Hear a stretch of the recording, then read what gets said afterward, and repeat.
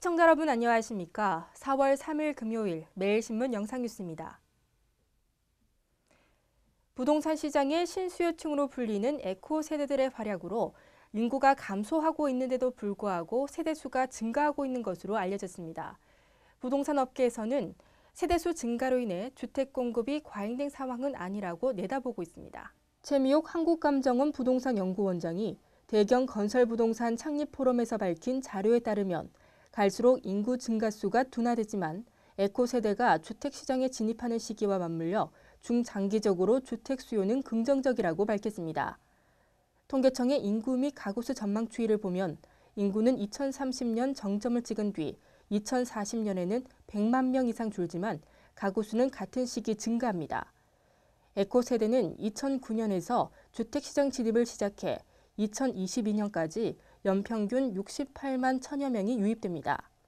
최 원장은 에코 세대의 주택시장 진입으로 2040년까지 가구 증가율이 유지될 것으로 보인다고 내다봤습니다.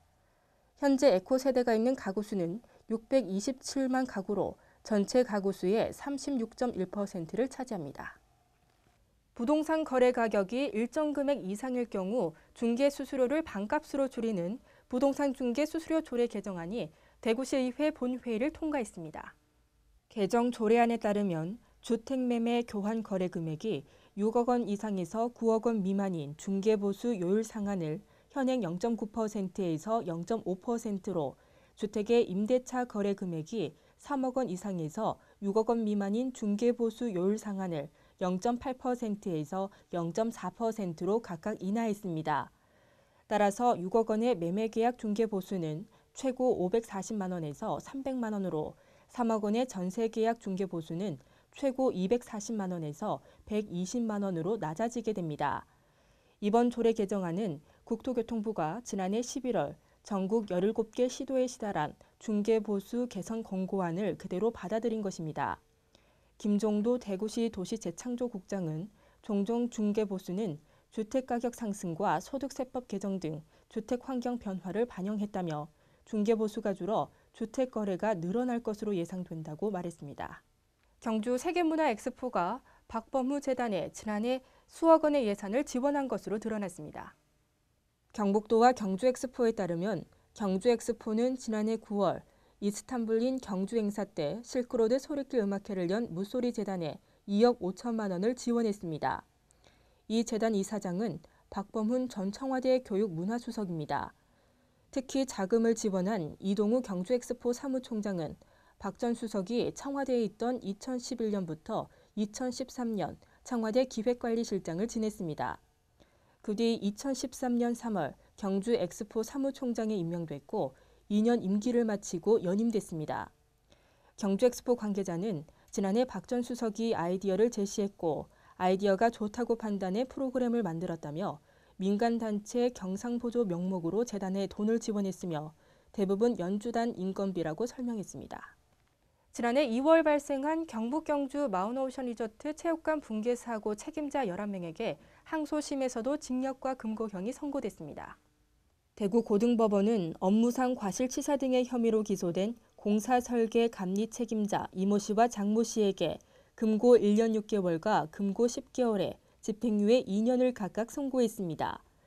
강도가 떨어지는 자재를 납품한 업체 대표 임모 씨와 공사를 책임진 전 S건설 현장 소장 서모 씨에게는 각각 금고 1년 6개월에 벌금 1,000만 원과 징역 1년 6개월을 내렸습니다.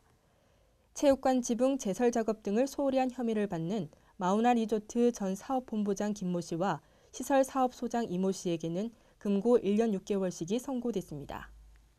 지난달 30일 대구에서 귀가하던 30대 여성을 차에 태워 납치한 3명이 모두 경찰에 붙잡혔습니다. 대구 달서경찰서는 지난달 30일 저녁 9시쯤 귀가하던 30대 여성을 납치한 뒤 19시간 넘게 감금하는 데 가담한 혐의로 37살 김모 씨와 28살 정모 씨를 붙잡아 조사하고 있습니다. 이들은 앞서 검거된 주범 차모 씨를 도와 30대 여성을 납치해 도주한 혐의를 받고 있습니다. 경찰은 주범 차 씨가 공범 중 한 명의 인적 상황을 진술해 주거지 근처에서 붙잡았다며 범행에 사용한 승합차가 과거 불법 주차로 견인된 적이 있다는 사실을 파악하고 견인 업체를 통해 소유자를 특정한 뒤 검거했다고 말했습니다. 한편 피해 여성은 부산에서 식당을 운영하다 우연히 알게 된 차 씨와 5개월가량 교제하다 최근 헤어졌으며 피해자는 A 씨와 연락이 닿지 않자 범행을 저지른 것으로 드러났습니다. 비는 오늘 오전에 대부분 그치겠습니다. 저기압의 영향에서 점차 벗어나겠는데요. 낮부터는 날이 개면서 바람도 잦아들겠습니다. 대구와 경북 한낮 기온 23도로 어제보다 높겠습니다. 주말 동안에도 대체로 맑고 활동하기 좋겠습니다. 이상으로 매일 신문 뉴스를 마치겠습니다. 시청해주신 여러분 고맙습니다.